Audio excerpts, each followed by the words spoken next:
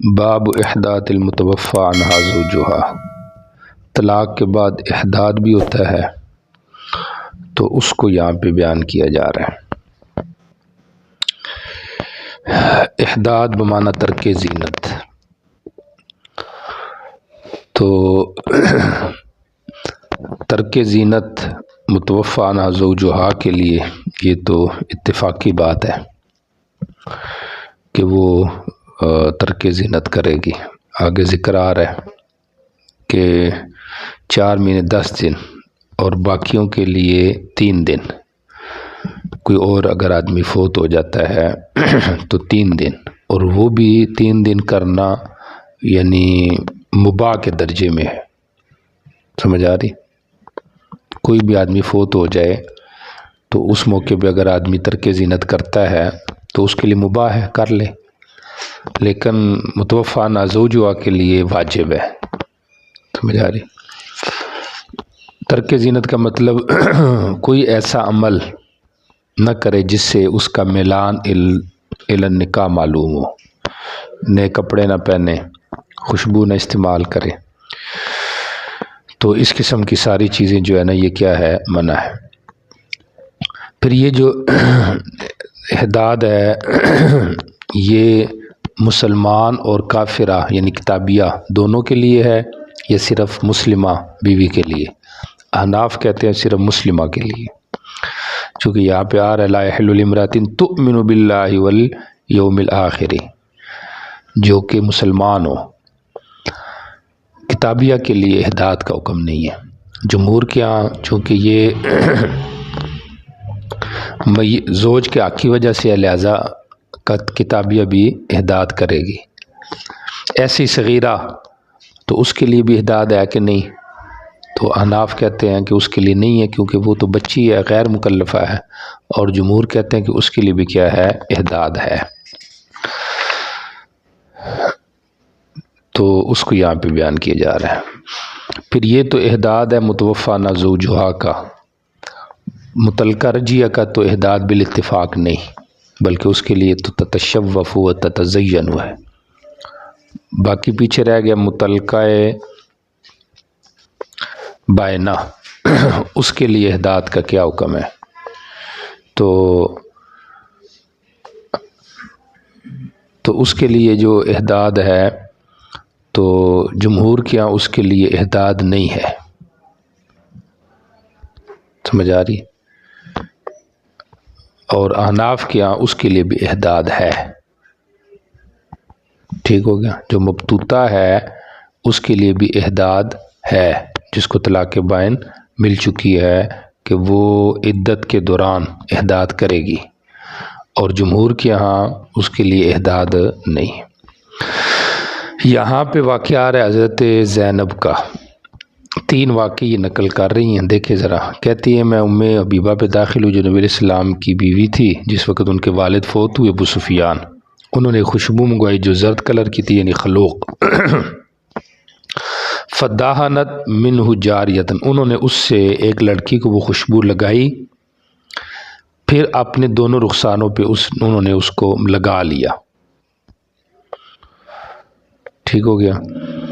یعنی جو بچ گیا تو اپنے رخسانوں پہ مل لی۔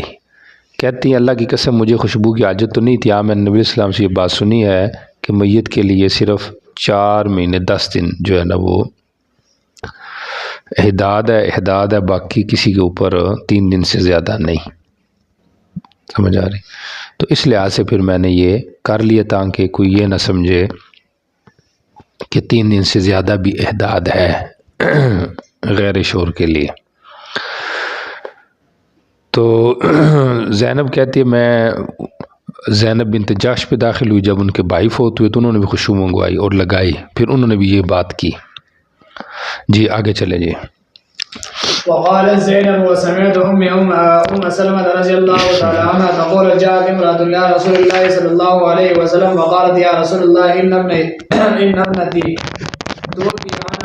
توفي زوجها عنها وقد اشتكت عينها فنكحلها فقال رسول اللہ صلی اللہ جی علیہ وسلم ان کی آنکھ میں بیماری تھی تو ہم اس کو سرما لگاتے ہیں۔ جی المرتين أو صلاة كل ذلك يقول 2-3 دفعہ سوال ہوئے، آپ نے ہر دفعہ کہا نہیں. جی. ثم قال رسول الله صلى الله عليه وسلم إنما هي 4 أشهر و10 وقد كانت إحداكن في الجاهلية ترمي بالبعض على رأس الحوض. سال کے اختتام پہ وہ مینگنی پھینکتی تھی. جی. قال حميد فقلت لزينب وما ترمي بالبعض على رأس الحال فقال زينب رضي الله تعالى عنها كانت المرأة إذا توفي عنها زوجها فدخلت حفشا. حفشا مانا چھوٹا سا کمرہ. جی. پرانا. ثياب گندے کپڑے پہنتی. ولم تمس طيبا ولا شيئا. ٹھیک ہو گیا، 1 سال گزر جاتا. ثم تؤتى بدابة أو شاة أو فتبتز بها، اس سے اپنے جسم کو یا شرمگاہ کو رگڑتی. ٹھیک ہو گیا. جی. فقلما تبتز بشيء إلا مات. اور بہت کم ایسے ہوتا کہ وہ کسی چیز سے وہ کچھ اپنی رگڑتی مگر یہ کہ وہ مر جاتا. یعنی ایسے بہت کم ہوا کہ وہ بچہ ہو. سمجھ آ رہی؟ یعنی کلمہ مانے نفی کیا ہے، نہیں رگڑتی تھی مگر یہ کہ وہ اگلی چیز مر جاتی تھی. بظاہر یہ ہے کہ چونکہ عورت نے ایک پورا سال غسل نہیں کیا ہوا، گندے کپڑے، گندا کمرہ، تو جراثیم پیدا ہو گئے تو وہ اس کو لگتے اگلی چیز کو تو وہ مر جاتی. جی چلیں. ثم تخرج فتوضع بارة فترمي بها ثم تراجع بعد ما شاءت من طيب. بعد میں وہ خوشبو وغیرہ لگاتی. قال ابو داود العيش بيت صغير. نبی علیہ السلام نے کہا 1 سال عدت گزارتی اور اس طرح گندے طریقے سے. اب 4 مہینے 10 دن اب تمہارے لیے مسئلہ بنا ہوا ہے کہ سرمے وغیرہ کی طرف جا رہی ہو تو نہ لگاؤ. سمجھ آ رہی؟ باقی یہ مینگنی پھینکنا یہ گویا کہ کنایا ہوتا تھا نیک فالی کی طرف کہ اب وہ جو بری حالت تھی وہ کیا ہو گئی ہے، ختم ہو گئی. اور یہ واقعتاً ایسی بات ہے جی آج کل ہم نے دیکھا ہے، بلکہ بہت سارے معاملات سامنے آ رہے ہیں کہ جو جوان عورتیں جن کے شوہر فوت ہوتے ہیں تو وہ احداد نہیں کرتی. سمجھ آ رہی؟ وہ احداد نہیں کرتی ہیں. ان کے لیے یہ معاملات یا تو گھر سے باہر نکلتی ہیں یا اچھے کپڑے پہنتی ہیں، بلکہ عدت کے دوران نکاح کے معاملات بھی سامنے آ جاتے ہیں، شوہر کے گھر سے نکل جاتی ہیں. تو یہ ساری چیزیں ہیں تو بہرحال کرنا چاہیے، ضروری ہے. جی چلیں. باب بن متوفى عنها تنتقل وبه قال حدث. متوفى عنها زوجها جو ہے وہ عدت کے دوران اپنے گھر سے نکلے. ایک ہے شوہر کی عدت بھی سکنا یا نفقہ شوہر کے ذمہ ہے کہ نہیں، وہ تو ابھی مسئلہ گزرا ہے. سمجھ آ رہی؟ یہ ہے کہ جہاں پہ وہ عدت گزار رہی ہے وہاں پہ وہ اگر نکلنا چاہے تو اس کے لیے نکلنے کا کیا حکم ہے. تو یہاں پہ ذکر آ رہا ہے کہ اس کو چاہیے کہ وہ نہ نکلے. متوفی عنہا زوجہا اپنے گھر سے عدت کے دوران نہ نکلے. جی چلیں. وبه قال حدثنا عبد الله بن مسلمة القعنبي عن مالك عن سعد بن ابي اسحاق بن كعب بن عجرة عن عمته زينب بنت كعب بن عجرة ان الفريعة بنت كعب مالك بن سنان وهي اخت ابي سعيد الخدري رضي الله تعالى عنه اخبرتها انها جاءت الى رسول الله صلى الله عليه وسلم تسأل ان ترجع الى اهل ابي بني خدرة فإنها زوجها خرج بقلب أعبد له أبقوا حتى إذا كان بطرف القدوم ولاحقهم فقتلوا فسألت رسول الله صلى الله عليه وسلم أن أرجع إلى أهلي فإني لم يتركني في مسكن يملكه ولا نفقة. فقال رسول الله صلى الله عليه وسلم نعم. قالت فخرجت حتى إذا كنت في الحجرة أو في المسجد دعاني أو أمرني به فدعيت له فقال كيف قلت؟ فرددت عليه القصة التي ذكرت من شأن الزوج. قالت فقال امكثي في بيتك حتى يبلغ الكتاب أجله. قالت فعددت فيه 4 أشهر و10. قالت فلما كان عثمان بن عفان أرسل إلي فسألني عن ذلك فأخبرته فاتبعه وقضى به.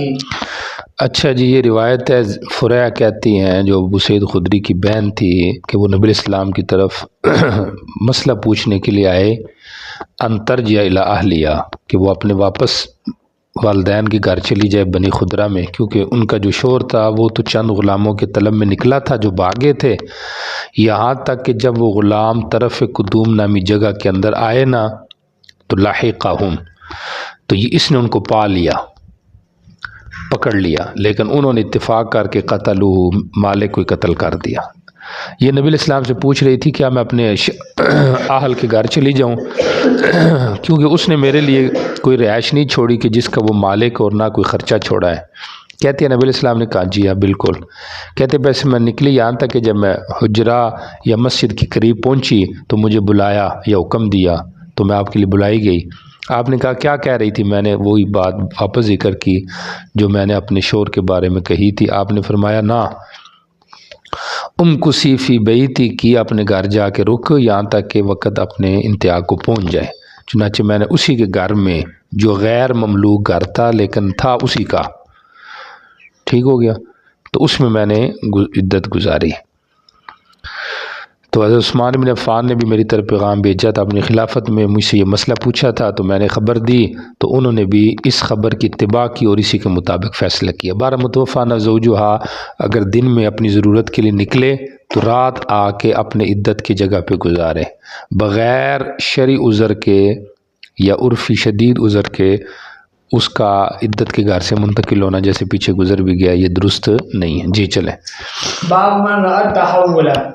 وبه قال حدثنا احمد بن محمد علم الوزي قال حدثنا موسى بن مسعود قال حدثنا شمر عن ابن ابي نجيح قال عطاء قال ابن عباس رضي الله تعالى عنهما نسخت هذه الايه عدتها عند اهلها فتعتد حيث شاء وهو قول الله عز وجل غير اخراج. قال عطاء ان شئت ان شاءت اعتدت عند اهله وسكنت في وصيتها وان شاءت خرجت لقول الله عز وجل فان خرجنا فلا جناح عليكم فيما فعلنا. قال عطاء ثم جاء الميراث فنسخ السكنى تعتد حيث شاءت.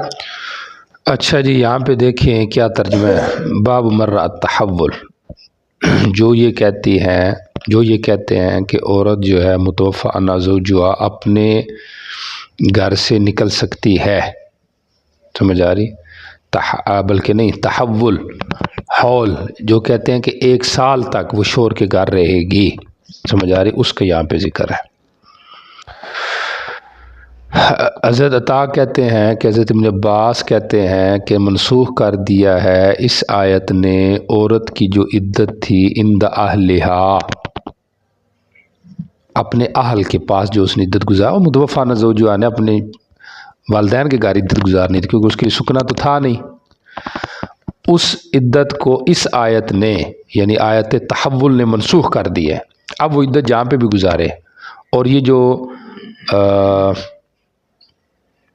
اور وہ اللہ کا قول ہے یعنی غیر اخراج کہ اس کو نکالنا نہیں، سمجھ آ رہی؟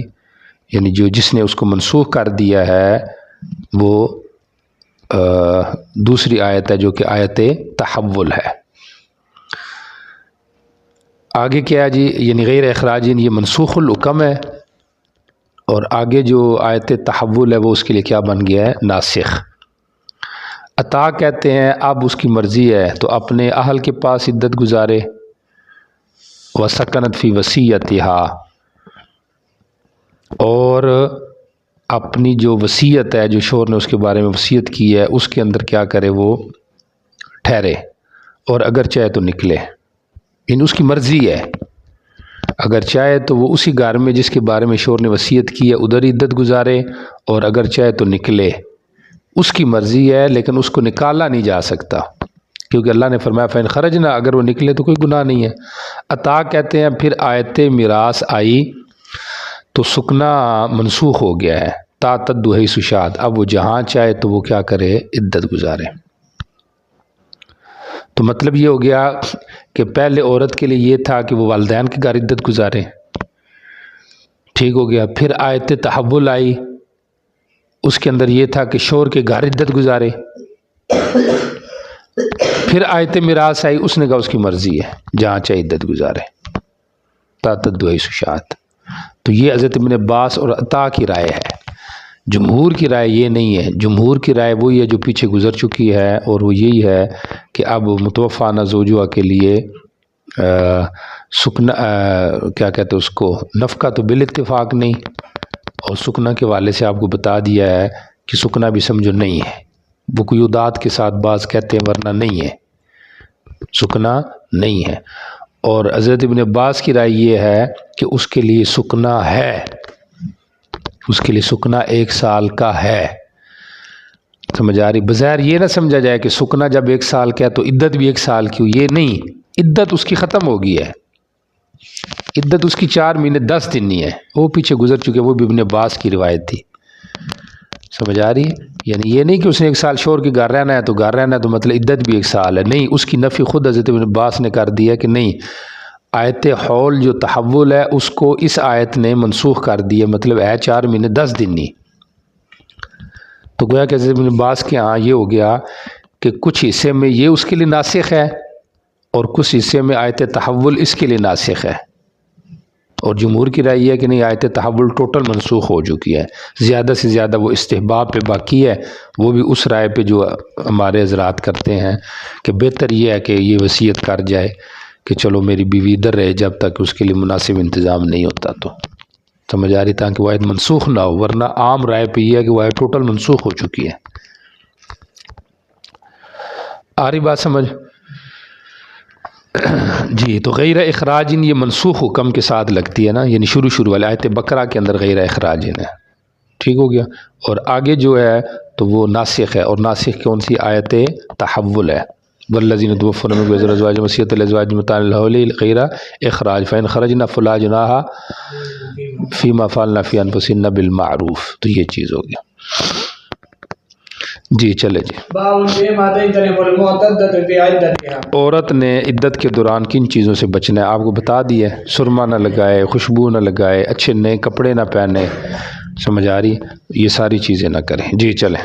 وبه قال حدثنا يعقوب بن ابراهيم الدورقي قال حدثنا يحيى بن ابي بكير قال حدثنا ابراهيم بن طهمان قال حدثنا هشام بن حسان قال وحدثنا عبد الله بن جراح القهستاني عن عبد الله يعني ابن بكر السامي عن هشام وهذا لفظ ابن جراح عن حفصة عن ام عطية رضي الله تعالى عنها ان النبي صلى الله عليه وسلم قال لا تعد المرأة فوق 3 إلا على الزوج فإنها تعد عليه 4 أشهر و10 4 مہینے 10 دن۔ جی، ولا تلبس ثوبا مسبوغا إلا ثوب عصب، توجہ کرے، ثوب عصب، ثوب عصب پہن سکتی ہے، سمجھ آ رہی، اور تقریباً جمہور اس کے قائل ہیں کہ ثوب عصب استعمال کر سکتی ہے، احناف اس کے قائل نہیں ہے کہ ثوب عصب کا وہ استعمال کرے۔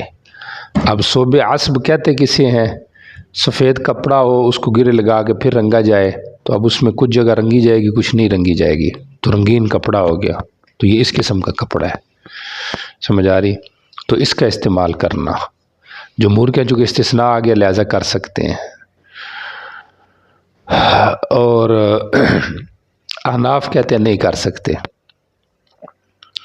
احناف ایک تو یہ کہتے ہیں کہ چونکہ یہ پھر مسبوغ رہتے ہی نہیں ہے پورا، چونکہ بعض حصہ سفید رہ گیا نا، بعض حصہ رنگا گیا ہے، اس لحاظ سے اس کا استثناء ہے، سمجھ آ رہی، اور دوسرا یہ ہے کہ نسائی کی روایت میں ولا ثوب عصب ہے، ولا ثوب عصب، کہ نہ رنگا ہوا کپڑا پہنے اور نہ ثوب عصب پہنے۔ جی ٹھیک ہو گیا۔ تو ثوب عصب کے بارے میں لکیردار جو کپڑا ہے اس کو بھی اس کی تفسیر کی گئی ہے، بات سمجھ آ رہی، مالکیہ نے کہا پتلا ہو موٹا نہ ہو، اس قسم کی تفسیر کی گئی ہے۔ بہرحال ثوب عصب جو ہے تو یہ پہنا جمہور کے ہاں جائز ہے اور احناف کے ہاں جائز نہیں ہے۔ جی، ولا تكتحل ولا تمس طيبا الا ادنى طهرتها اذا طهرت من محيضتها بنبذة من قسط واظفار. قال يعقوب وكان عصب ولا مغسولا وزاد يعقوب ولا تغتسل. اچھا جی، تھوڑی سی خوشبو، الا ادنى طهرتها، الا ادنى اپنی پاکی کے قریب، جب وہ اپنے حیض سے پاک ہو تو کچھ حصہ بنبذۃ قسط، یہ خوشبو ہے یا اظفار خوشبو ہے، اس سے لے کر اپنے جسم کو مال لے تاکہ بدبو وغیرہ زائل ہو جائے۔ جی چلیں۔ وبه قال حدثنا هارون بن عبد الله ومالك بن عبد الواحد المصمعي قال حدثنا يزيد بن هارون عن هشام عن حفصة عن ام عطية رضي الله تعالى عنها عن النبي صلى الله عليه وسلم بهذا الحديث وليس بتمام حديثهما. قال المصمعي قال يزيد ولا أعلمه إلا به ولا تغتسل وزاد به هارون ولا تلبس ثوبا مسبوغا إلا ثوب عصب.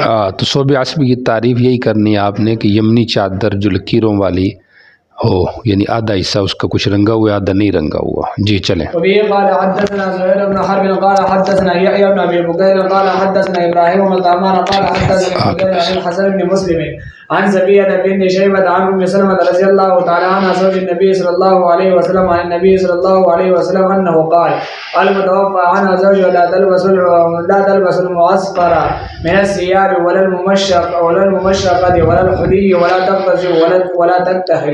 ممشقہ مشک سے رنگا ہوا، مشک سرخ مٹی کو کہتے ہیں، سمجھ آ رہی؟ تو اس سے گیروی کپڑے کا ترجمہ بھی کیا گیا ہے، تو یہ کپڑے نہ پہنے. جی چلیں. وبه قال حدثنا احمد بن صالح قال حدثنا ابن وهب قال اخبرنا مخرمة عن ابي قال سمعت المغيرة بن الحاجي يقول اخبرتني ام حكيم بنت اسيد عن امها ان زوجها توفي قالت تشتكي عينها اس کی آنکھ جو ہے وہ خراب تھی. جی. فتنتهل بالجلاء قال احمد الصواب بالكل الجلاء قال احمد فارسلت مولادا لها الى ام سلمة فسالتها عن قول جلا کا معنی اسمد سے کیا گیا ہے، اسمد سرما وہ لگاتی تھی. جی. فقالت لا تقدر ام سلمہ کی طرف. جی. لا بد منه يشتد عليك انہوں نے کہا بہت مجبوری ہو تو رات میں سرما لگا لو بس. جی. دن کو صاف کر لو. ثم قالت عند ذلك ام سلمة دخل علي رسول الله صلى الله عليه وسلم حين توفي ابو سلمة. جی. وقد جعلت على عيني صبرا. ایلوا جو تھا اس کو میں نے اپنی آنکھ پہ لگایا ہوا تھا. جی. فقال ما هذا يا ام سلمة فقلت انما هو صبر يا رسول الله ليس فيه ديون. قال انه يشوب الوجه فلا چہرے کو بارونق کرتا ہے. جی. فلا تجعليه الا بالليل وتنزعيه بالنهار وتمتشديه بالليل ولا بالحناء فانه خزام. قالت فقلت باي شيء امتشد يا رسول الله قال بالسدر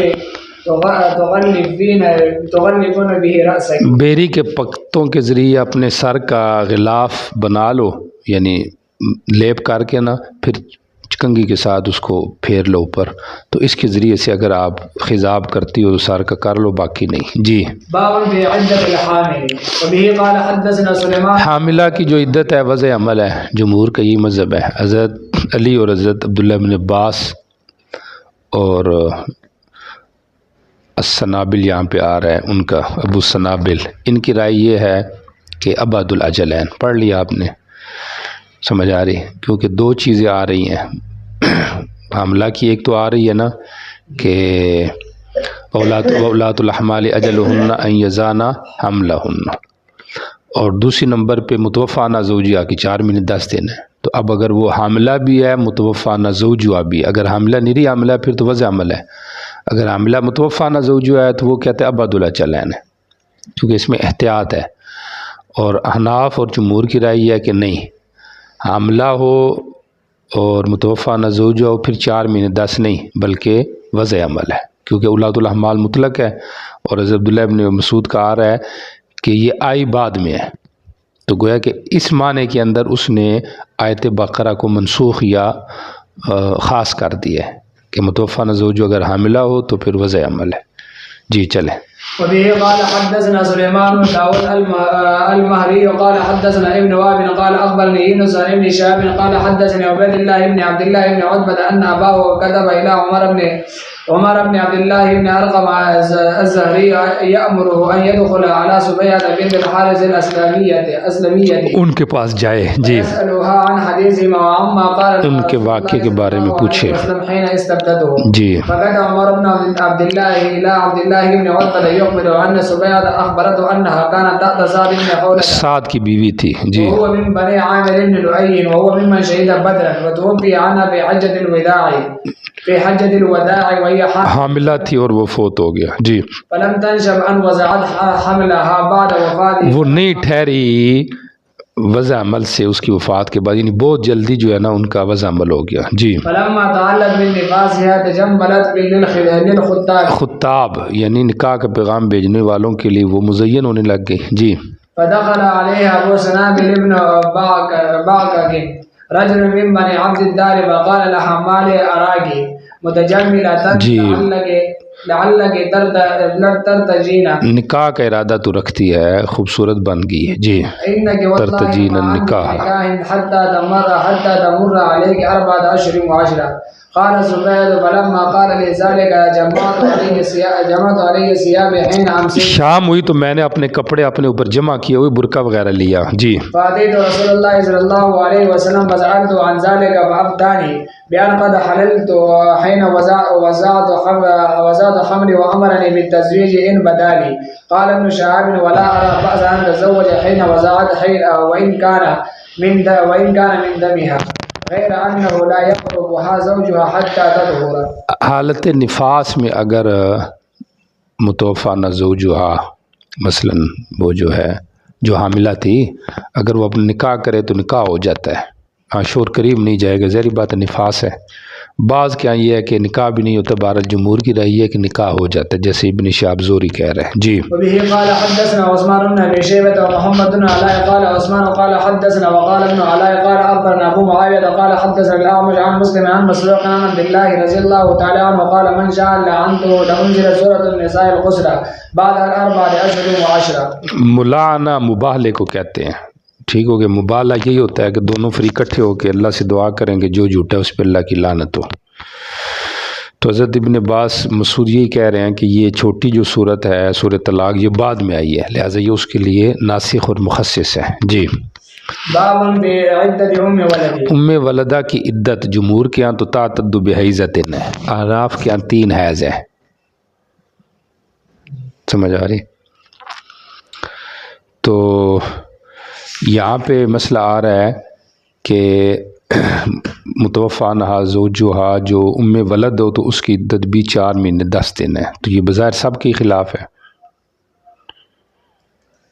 کیونکہ توجہ ہے آپ کی، کیونکہ اگر متوفی عنہا زوجہا ام ولدہ ہو تو اس کی عدت تو آزاد کا نصف ہے، تو آزاد کا جب نصف ہوگی تو وہ کتنا بنے گی؟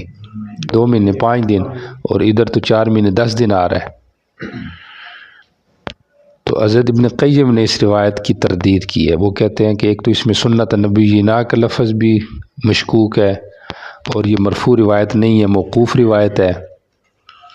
اور پھر یہ ہے کہ یہ ام ولدہ کی 4 مہینے یہ تو آزاد عورت کی عدت ہے، لہٰذا یہ روایت ٹھیک نہیں ہے، مطلب یہ منکر روایت ہے.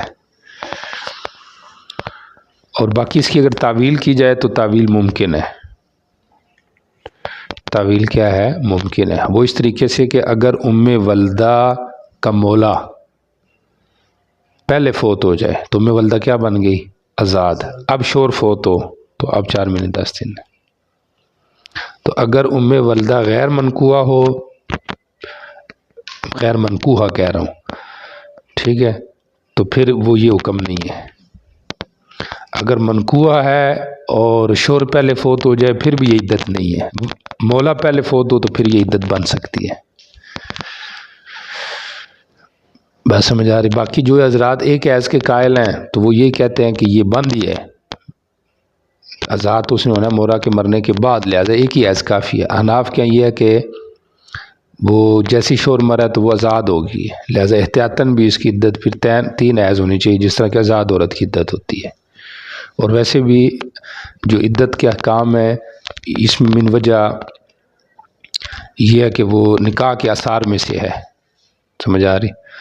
تو ام ولد جو ہے تو جب اس کا مولا فوت ہو گیا ہے تو یہ کیا بن گیا ہے؟ آزاد.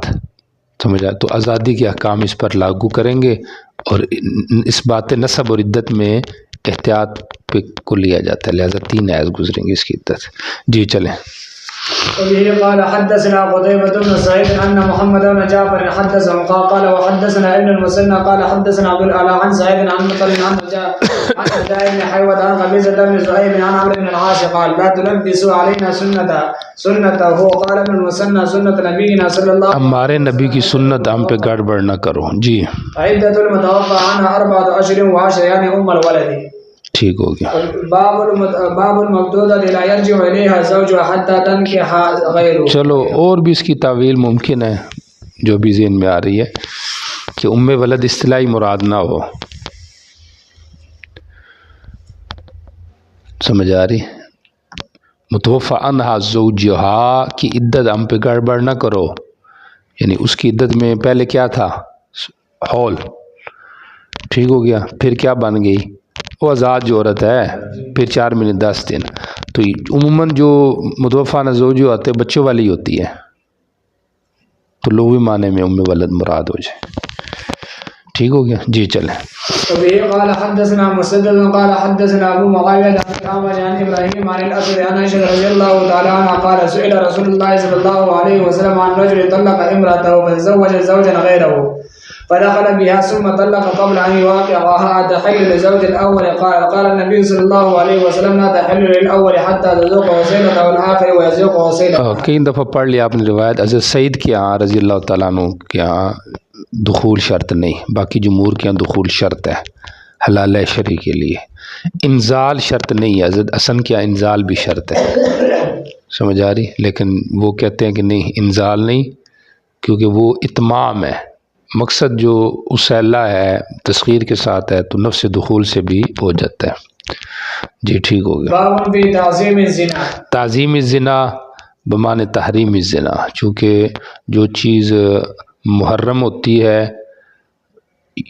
یا معظم ہوتی ہے وہ قابل تحریم ہوتی ہے، ایک دوسرے کو لازم ہے، سمجھ آ رہی؟ اب اقربا جو ہیں یہ قابل یعنی محرمات میں ہیں، لہٰذا وہ معظم ہے، اور جو چیز معظم ہوتی ہے وہ تحریم ہوتی ہے، مطلب اس کے اپنے ادام ہوتے ہیں، کچھ چیزیں اس کی وجہ سے حرام ہو جاتی ہیں، تو اس لحاظ سے تعظیم کا لفظ بولا ہے، یعنی تحریم الزنا، سمجھ آ رہی؟ عظمت سے نہیں ہے کہ زنا کی عظمت بیان کی جا رہی ہے، سمجھ آ رہی؟ بلکہ یہ عظمت کہہ لیں، بڑائی، کہ زنا بہت بڑا جرم ہے، اس کو یہاں پہ ذکر کیا جا رہا ہے جی چلیں۔ قال حدثنا محمد بن كثير قال اخبرنا سفيان عن منصور عن ابي وائل عن عمرو بن شرحبيل عن عبد الله رضي الله تعالى عنه قال قلت يا رسول الله اي ذنب اعظم؟ قال ان تجعل لله ندا وهو خلق، قال فقلت اي ثم اي؟ قال ان تقتل ولدك خشيه ان ياكل معه، قال ثم اي؟ قال تزاني حليله جارك، پڑوسی کی بیوی سے یہ قید پڑوسی کی یہ مزید تقبیح کے لیے ہے کہ اس نے اعتماد کیا اور تو اسے زنا کر رہا ہے جی۔ فأنزل التزكية وقال النبي صلى الله عليه وسلم والذين لا يدعون مع الله إلها آخر ولا يقتلون النفس التي حرم الله إلا بالحق ولا يزنون۔ پھر اسی مطابق یہ ترتیب سے قرآن پاک کی آیت بھی آ گئی، تو کبھی حدیث پہلے ہوتی ہے، قرآن پاک اس کی تصدیق میں آ جاتا ہے، اور کبھی قرآن پہلے ہوتا ہے، حدیث اس کی تفسیر اور تصدیق میں آ جاتی ہے جی۔ وبه قال حدثنا احمد بن ابراهيم عن حجاج قال عن ابن جريج قال واخبرني ابو الزبير انه سمع جابر بن عبد الله رضي الله تعالى عنهما يقول جاءت وزيبة لبعض الانصار فقال ان سيدي يكرهني على البقاء فنزل بذلك ولا تكرهوا فتياتكم على البقاء، یہ بھی مزید کا بات کے لیے ہے، سمجھ آ رہی؟ ولا تکرهوا فتياتكم ان اردنا تحصنا، سمجھ آ رہی کہ وہ پاک دامنی چاہتے ہیں، تو یہ عبداللہ ابن ابی وغیرہ کاروبار کرایا کرتے تھے زنا کے اپنی جاریہ کے ذریعے سے، تو اس کے اوپر یہ تردید ہے جی چلے۔ قال حدثنا عبيد الله بن معاذ قال حدثنا المعتمر عن أبيه ومن يكرهن فإن الله من بعد إكراههن غفور رحيم، قال سعيد بن أبي الحسن غفور لهن المكرهات، جن کو بخشا جائے گا وہ عورتیں ہیں جن کو مجبور کیا گیا زنا پہ، زانیوں کے لیے بخشش نہیں، انہوں نے کیونکہ مزنیہ تو مجبور ہے، مکرہ ہے، سمجھ آ رہی، اس لیے اس کے لیے بخشش ہے، بات سمجھ آ رہی، باقی ان کے لیے نہیں۔ تو زنا کو ذکر کرنا طلاق میں اس طرف اشارہ ہے کہ طلاق کے بعد زنا کے درجے عموماً کھل جاتے ہیں، یا چونکہ نکاح اور طلاق دونوں کے ساتھ یہ لگ رہا ہے تعظیم یعنی زنا کا معاملہ، سمجھ آ رہی، تو اشارہ اس طرف ہے کہ اگر نکاح کے معاملات صحیح نہ ہوں یا نکاح میں دیر کی جائے تو پھر زنا جو ہے نا وہ عام ہوتا ہے، لہذا نکاح بھی جلدی ہونا چاہیے، اور اگر طلاق ہو جائے تو دوبارہ نکاح کرا دو تاکہ زنا کی طرف انسان نہ جائے۔